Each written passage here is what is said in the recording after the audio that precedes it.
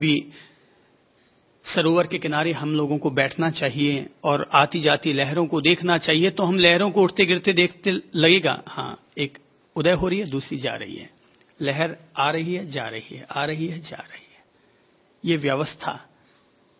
ऐसे हम जब ध्यान करते हैं तो देखते हैं सांस आ रही है, जा रही है, फिर आ रही है, फिर जा रही है। ये प्रकृति का परिवर्तन वाला जो धर्म है हम समझने का प्रयत्न करते हैं। बाकी सांसों पर ध्यान धरने का कोई औचित्य नहीं है, सांस तो आ ही रही है। ये केवल इस मर्म को समझने के लिए, पुनः पुनः मर्म को समझने के लिए कि प्रकृति परिवर्तनशील है, हमारी सांसें परिवर्तनशील हैं, हमारी धड़कन परिवर्तनशील है। चेहरे को लोग देखते हैं, सफेद बाल आ जाते हैं, अर्थात झुर्रियां पड़ रही हैं, सब चीज यहां पर परिवर्तनशील है। फिर ठीक है तो भी ठीक, नहीं है तो भी ठीक। इसीलिए मैं कह दिया करता हूं कि इसकी कोई जरूरत नहीं है कि कोई बहुत ज्यादा लंबी जिंदगी इंसान जिए। कल भी वही कर रहे थे, आज भी वही करेंगे, परसों भी वही करना है, वही खाना पीना, अंगना मूतना, वही धंधा पानी, दुकानदारी, कुल मिलाकर के सब लोगों की जिंदगी वही एक प्राइवेट लिमिटेड कंपनी की तरह बनी हुई है। अब जब वही सब जीना है तो ठीक है, 5 साल कम जिए या 5 साल ज्यादा जी ले, क्या फर्क पड़ना है? अमर तो कोई रहना है नहीं। जब जाना तय है तो क्या फर्क पड़ना है कि 2 साल पहले गए या पीछे गए। तो मौत के लिए न तो बुलावा है और न ही मौत से कोई शिकवा शिकायत है कि भाई तुम मत आना। ठीक है, अगर प्रभु की इच्छा है मैं रहूं तो रह रहे हैं, प्रभु की इच्छा है मैं चलूं तो चले जाएंगे। आसक्ति नहीं होगी। बुरा अगर लगेगा तो जन्म और मरण बुरा नहीं लगता, बुरा अगर लगेगा तो जो पीड़ाएं होती हैं बीच की, जो भोगावली कर्म हमें भोगने पड़ते हैं वो पीड़ादायी लगते हैं। तो लगता है प्रभु जब तेरी इच्छा हो बुला लेना, पर ये जो भुगतना पड़ता है संसार में, इसकी कोई जरूरत नहीं है। सहज रूप में जिए, सहज रूप में चले जाएं। तो मैं कह रहा था तत्वज्ञान कि कौन है तत्वज्ञानी? वह व्यक्ति है तत्वज्ञानी। देखो मैंने कहानी कही थी राजा की, एक उदाहरण के तौर पर कह दिया कि राजमहल चिरस्थायी है पर उसमें रहने वाला व्यक्ति चिरस्थायी नहीं है। तो एक है परिवर्तनशील, दूसरा है अपरिवर्तनशील। हालांकि राजमहल भी परिवर्तनशील ही है, वो भी एक न एक दिन चला जाएगा, पर एक उदाहरण के तौर पर समझने के लिए एक है परिवर्तनशील और दूसरा है अपरिवर्तनशील। अपन इस मर्म को समझें ताकि इसके आधार पर अपन सब लोग अपने अपने आप को समझ सकें, अपने संबंधों को समझ सकें, अपने मित्र और दुश्मनों को समझ सकें। तो जब मैं कहता हूं कि भाई वीत द्वेष बनो, तो समझ लो जिस व्यक्ति ने प्रकृति के इस मर्म को समझ लिया, वह जो तत्वज्ञानी होगा वह अपने आप ही वीत द्वेष हो जाएगा। ठीक है, सब बदलना है। कोई अगर आज उपेक्षा करके चला गया तो बहुत ज्यादा पीड़ा नहीं होती है। ठीक है, तय है जब प्रकृति परिवर्तनशील है, वह 4 लोगों को जोड़ती है, 4 लोगों को तोड़ती है, 4 लोगों को जोड़ती है, 4 लोगों को तोड़ती है। इसीलिए एक वो पुरानी कहावत है संतों के लिए, संतों के लिए कहावत है कि बाप जी के कोई पट्टे, संतों के कोई पट्टे, कोई गाले और कोई नट्टे। बाप जी रे हैंग पट्टे, कोई गाले और कोई नट्टे। हैंग गाले तो मावे कट्ठे, हैंग गाले तो मावे कट्ठे और नहीं गाले तो जावे कट्ठे। ये राजस्थानी भाषा में हो गया। अर्थात गुरुजनों के सभी पटते हैं, कोई डाल जाता है और कोई नट जाता है। अगर सारे लोग ही डालना शुरू कर देंगे तो समाएगा कहां? और सारे लोग ही अगर नटने शुरू हो जाएंगे तो महाराज लोग जाएंगे कहां? तो बाप जी रे हैंग पट्टे, कोई गाले और कोई नट्टे। हैंग गाले तो मावे कट्ठे और नहीं गाले तो जावे कट्ठे। ये व्यवस्था समझ लो, एक तत्व समझ लो। अपन सब लोग साधना के मार्ग पर चलते हैं और साधना के मार्ग पर चलने वाले व्यक्ति को भी खाना पड़ता है, पीना पड़ता है, कपड़े पहनने पड़ते हैं, आए गए लोगों का आतिथ्य सत्कार करना पड़ता है। कभी हानि भी होती है, कभी लाभ भी होता है, कभी सम्मान भी मिलता है, कभी अपमान और उपेक्षा भी मिल सकती है। मन में कोई शिकवा न हो, मन में कोई शिकायत न हो, सहज रूप में। ठीक है, जब तक मेरे आपके संयोग थे तब तक थे, अब नहीं है तो नहीं है।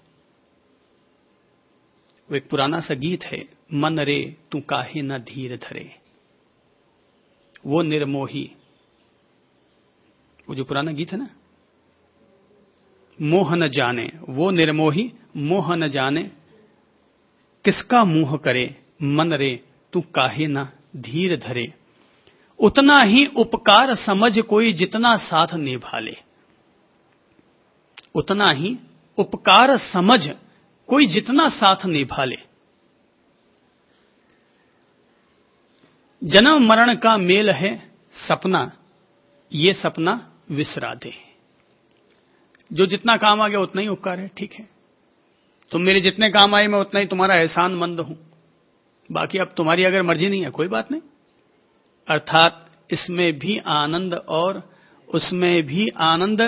एक बहुत अच्छी पुरानी कहानी है, और ये कहानी है योगीराज आनंद घन के जीवन से जुड़ी हुई। कहते हैं आनंद घन के पास एक रानी साहिबा आई और आकर कहने लगी कि साहब मेरे पति मुझसे रुष्ट हो गए हैं, आप कोई ऐसा ताबीज बनाकर दे दें कि जिससे मेरे पति वापस मेरे प्रति आकर्षित हो जाएं। आनंद घन मुस्कुराए और बगल में से एक कागज उठाया, कुछ उस पर लिखा, पुड़ी का बांधी और पकड़ा दिया। वो रानी चली गई। उसने समझा कि इसमें गुरुजी ने कोई मंत्र लिखा है, उसने उसको कपड़े में बांध लिया और हाथ पर ताबीज के रूप में बांध दिया। और सचमुच 10-5 दिनों में राजा का मन पता नहीं क्यों कैसे अचानक उसके प्रति आकर्षित होने लग गया। दोनों मिल गए वापस, दोनों में प्रेम हो गया। तो हमेशा रात को सोने से पहले और सुबह उठते ही उस ताबीज पर अपनी नजर डाल लिया करती थी, क्योंकि आज जो राजा उनके प्रति आकर्षित हुए हैं उसकी वजह ये ताबीज है। आखिर राजा ने पूछा कि रोज तो सोती है तब भी अपनी बाहों पर नजर डालती है और उठते ही सबसे पहले तू उसी बाहों पर नजर डालती है, आखिर ऐसा क्या है? तब उसने कहा कि राजा साहिब अब आपसे क्या छिपाना, हकीकत यह है कि आप मुझसे रूठे हुए थे, वापस जो मिले हैं वो इसी ताबीज की वजह से। बोले देखिए भाई क्या है इस ताबीज में, ऐसा क्या है कि जिसने मुझे आकर्षित कर डाला? तो कहते हैं उस कपड़े के जो गांठ लगी हुई थी ताबीज के रूप में, उसको खोला गया और खोलते ही उसमें से कागज निकला। राजा और रानी ने जैसे कागज पढ़ा कि दोनों जोर से खिलखिला करके हंस पड़े, क्योंकि उस कागज पर लिखा हुआ था राजा रानी दो मिले, उसमें आनंद घन को क्या? तुम मिलो या बिछड़ो, मुझे उससे क्या लेना देना? तो राजा रानी दो मिले तामे आनंद घन को क्या? ठीक है, मिल जाओ तो भी ठीक और ना मिलो तो भी ठीक। अब ये तो संयोग है और संयोग का श्रेय आनंद घन को मिल गया कि इस ताबीज के कारण दोनों का मिलन हुआ। पर ताबीज को खोला गया तो पता चला कि ताबीज में तो आनंद घन ने केवल ऐसे ही विनोद ठोक दिया था कि राजा रानी दो मिले तामे आनंद घन को क्या। देखो मेरे भाई बहनों, अपन सब लोगों को जीवन का ये तत्व ज्ञान अपने साथ जोड़े हुए रखना चाहिए। यह है परिवर्तनशील, यह है अपरिवर्तनशील। जैसा कि अपन लोग चालू शब्दों में कह देते हैं, साबुन लगाना, वापस शरीर में बदबू का पैदा हो जाना। रसगुल्ले खाना, राजभोग खाना, अगले दिन सुबह सबका एक जैसा क्रीम हो जाना। ये क्या है? ये सब परिवर्तन। तो भले ही अपन रोटी खाते हो, पर ये मर्म तो कम से कम समझ में आ जाए ना कि आखिर होना तो सुबह सबका वही है। तो फिर क्या फर्क पड़ना है यार? अपन ने खाया तो ठीक और किसी और ने खाया तो ठीक, कोई खास फर्क पड़ना नहीं है। सहज रूप में इंसान जिंदगी जीले।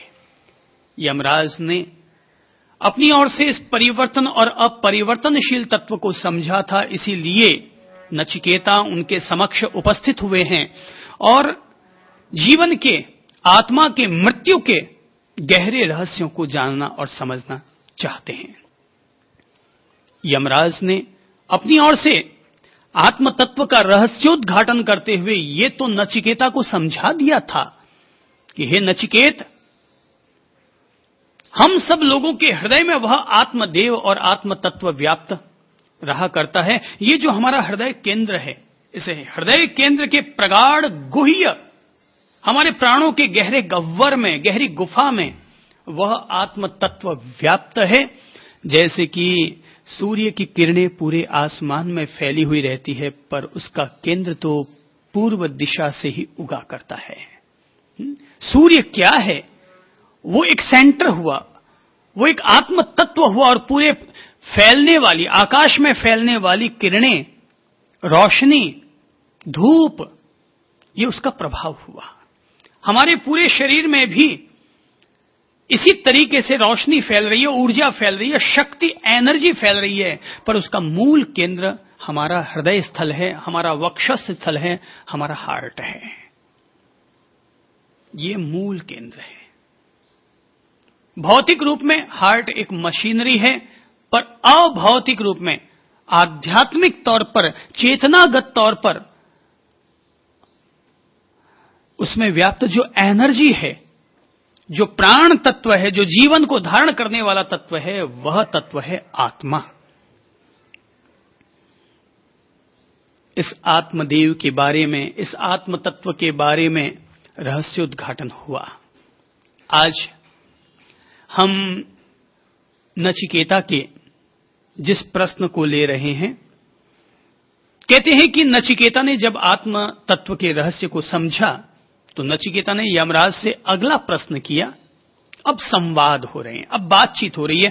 3 वर जो मांगने थे नचिकेता को, वो तो उन्होंने मांग लिए, आत्म तत्व का रहस्य उन्होंने समझ लिया। अब बातचीत हो रही है। अब जो बातचीत हो रही है वो बातचीत कोई वर के रूप में नहीं मिल रही है, अब गुरु और शिष्य के रूप में, यमराज और नचिकेता के रूप में, एक आत्म सामीप्य प्राप्त कर चुके 2 स्नेही जनों के बीच में अब संवाद हो रहे हैं। गुरु और शिष्य 2 मित्र हो जाया करते हैं, गुरु और शिष्य 2 सखा हो जाया करते हैं।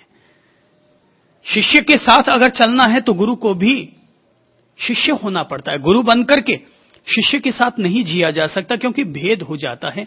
तो दोनों के बीच में एक प्रगाढ़ता होती है, एक ऐसी प्रगाढ़ता कि भेद गिर जाता है, दोनों के बीच में अद्वैत स्थापित हो जाता है। गुरु जो शिष्य को अपनी ओर से कुछ बना दे, कुम्हार जब घड़े को बनाता है तो कुम्हार केवल कुम्हार नहीं रहता, कुम्हार स्वयं तब मिट्टी बन जाया करता है, और तब वह अपने प्राण उसमें उड़ेल देता है, और तब मिट्टी मंगल कलश